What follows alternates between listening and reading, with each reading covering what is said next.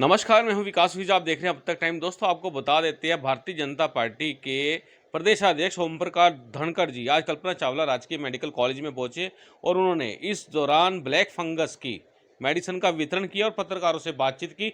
देखिए सीधी रिपोर्ट।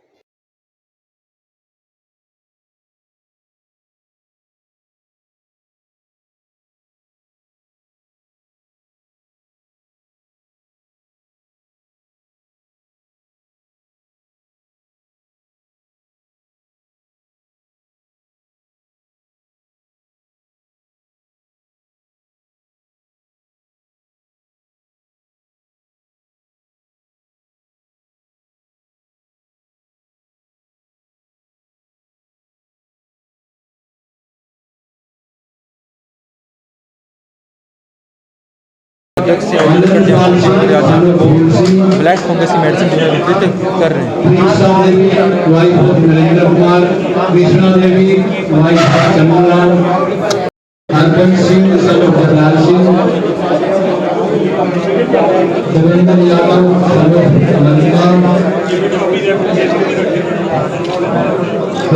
सभी पेशेंट से निवेदन है कि वो आगे आकर अपने हेलो भाई साहब, इधर हो जाओ यार।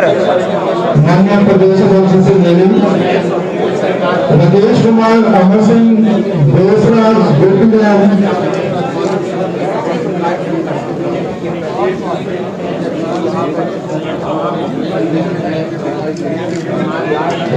नंदा दत्ता, सनुराम, चंद्रभूषण, हरबंश सिंह, सनु जरनैल सिंह, देवेंद्र यादव, सनु बंसा, ओमी देवी,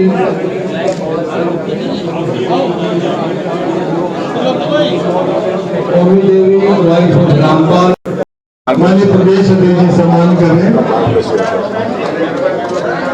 गाँव में रहते हैं।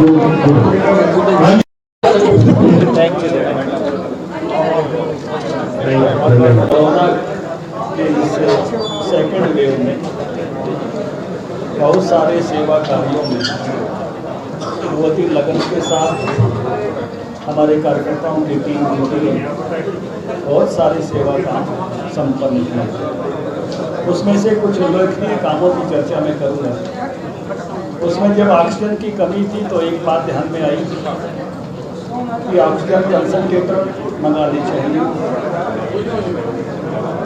हमने पहल की और अमेरिका से 432 ऑक्सीजन कंसंट्रेटर पार्टी की योजना से मंगाए, जिनके रिसोर्सेज पार्टी के लोगों ने इकट्ठे किए और 22 के 22 जिलों में एक ऑक्सीजन बैंक चलाया। अभी भी चल रहा है। जिस भाई को भी ऑक्सीजन कंसंट्रेटर की जरूरत होती है उसको देते हैं। जब उसका काम पूरा हो जाता है, वापिस आ जाता है, तो दूसरे को देते हैं। उसी समय बाकी लोगों को भी हमने निवेदन किया। मुझे खुशी है कि 550 से ज़्यादा oxygen concentrator Indo American chamber of commerce Dallas ने हमारे निवेदन पर सरकार को दिए और आज उसके कारण से सरकार को भी जो पीएम केयर से बाकी ऑक्सीजन कंसंट्रेटर मिले, आज हमारी सीएससी तक ऑक्सीजन बेड बने हैं। इसके साथ ही एक निवेदन हमको हेल्थ मिनिस्टर साहब ने किया कि हमारे जो सरकारी अस्पताल हैं, ज़्यादातर जो हमारी सीएचसी हैं, पीएचसी हैं, उसके साथ कैटरिंग नहीं है। बड़े अस्पतालों में तो रसोई है, पेशेंट वहाँ भी बड़ी संख्या में है, तो पार्टी ने कैटरिंग की व्यवस्था करनी चाहिए। 55 रसोई हमने चलाई और लगभग 5000 भोजन प्रतिदिन इस समय में वहाँ पहुँचाने का काम किया, दोनों समय के मिलाकर। ऐसे ही जब ब्लैक फंगस कोरोना के एक साइड इफेक्ट के रूप में उभर कर आया और एकदम उसकी दवा कम पड़ी, तो किस सोर्सेज से पार्टी भी इस काम को कर सकती है। जो अमेरिका में हमारे से ऐसे संबंध रखने वाले, प्रेम रखने वाले लोग हैं, उनसे हमने आग्रह किया कि क्या आप हमको जल्दी से ब्लैक फंगस की दवा भेज सकते हो। हमने आसपास के राज्यों में भी हमको पता चला बद्दी में बनती है। हिमाचल के मुख्यमंत्री जी से भी एज ए पार्टी अध्यक्ष मैंने निवेदन किया, तो उन्होंने कहा कि तुरंत हम आपको 1000 वायल दे सकते हैं। तो उन्होंने भी 1000 वायल हमको दी, लेकिन वो बड़ी बेसिक लेवल की है जो अपने यहाँ बनती है। ये जो दवाई है ये ज़रा उससे जो लेटेस्ट लेवल है उसकी है।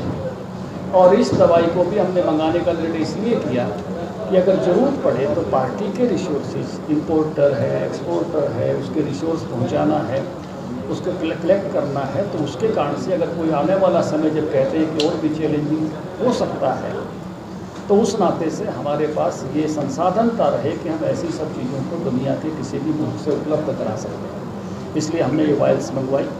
तो आज का ये कार्यक्रम इसी बात के लिए था कि हम एज ए पार्टी भी, सरकार के बड़े रिसोर्स होते हैं, सरकार के संबंध भी बड़े होते हैं, लेकिन एज ए पार्टी के लेवल पर भी ऐसी चीज़ों को हम जो है वो कर सकें, तो वो आज हम कर पाए हैं। हमारे कार्यकर्ताओं ने इसको करके दिखाया है।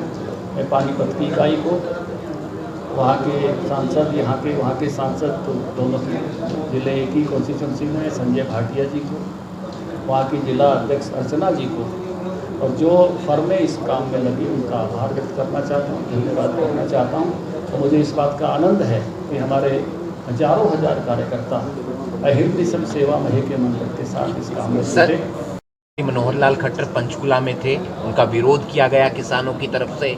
आपने भी ब्लड डोनेशन कैंप में पहुंचना था, आप नहीं गए क्योंकि वहां पर किसान थे, विरोध होना था। किस तरीके से देखते हैं? गुरनाम सिंह चढ़ूने ने कहा है कि बहुत से किसानों को गिरफ्तार कर लिया है, थाने का घेराव कर दो। देखिए, पहली बार मैं देख रहा हूँ कि एक आंदोलन ऐसे कानूनों के लिए चल रहा है जो कानून ऐच्छिक है। वो कानून किसी पे जबरन लागू नहीं है।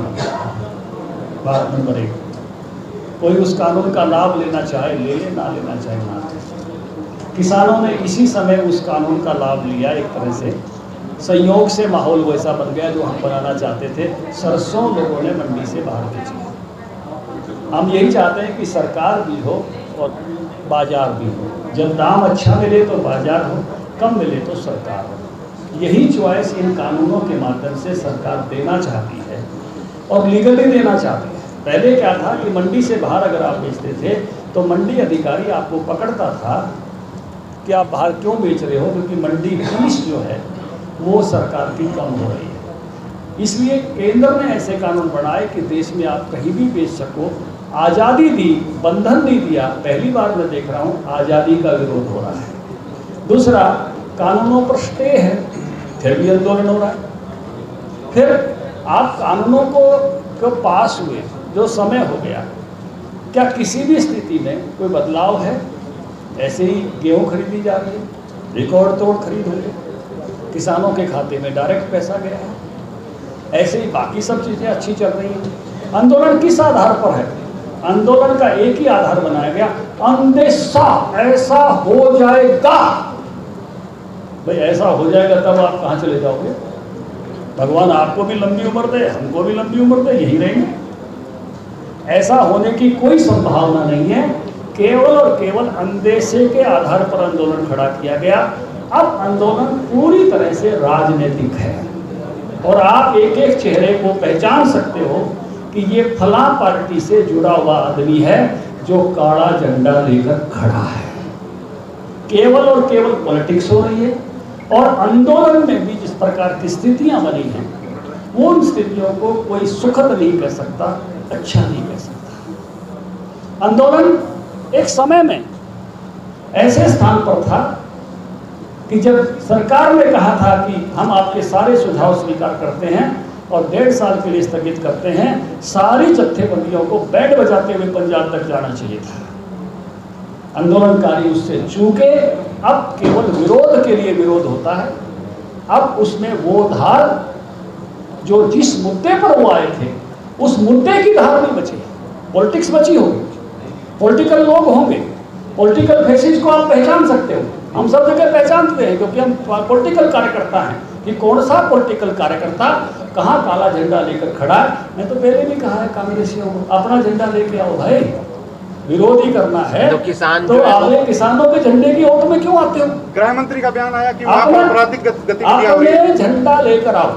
इसलिए इस सारे में सब आप देख सकते हो राजनीतिक ये कार्यक्रम है, इससे ज़्यादा अब ये नहीं है। सर एक सवाल है बड़ा इम्पोर्टेंट, माफ़ी चाहूँगा पहले शब्दों के लिए। नंगे बदन आपकी और गृह मंत्री अनिल विज जी की एक तस्वीर वायरल होती है अब 100 रुपये से ऊपर पेट्रोल और डीजल है, तब आप गैस पेट्रोल डीजल के लिए प्रदर्शन करते थे। ये प्रदर्शन अब क्यों नहीं हो रहा? क्या तब नाजायज था, आज जायज़ है ये जो दाम बढ़ रहे हैं? दो बातों को आप जोड़ रहे हो,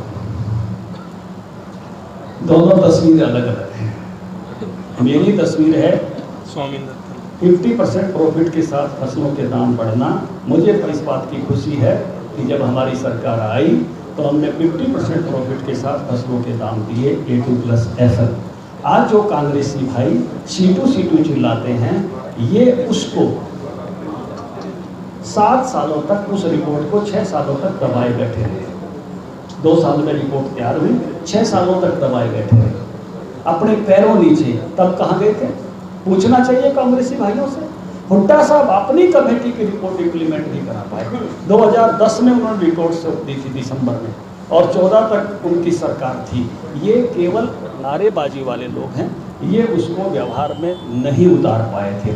जहाँ तक पेट्रोल और डीजल के दाम की बात है, एक बात आपको समझनी पड़ेगी कि पेट्रोल और डीजल के दाम पहले सरकारें कंट्रोल करती थी। जब का आप हमारा प्रदर्शन बता रहे हो, सरकार नियंत्रित करके तय करती थी। अब पेट्रोल और डीजल के दाम को सरकार ने खुले बाजार की कीमतों से कनेक्ट किया हुआ है, जिससे सरकारों के खजानों पर एक साथ बड़ा बोझ जैसे पहले पड़ता था वो ना पड़े, जैसे बिजली का पड़ता है।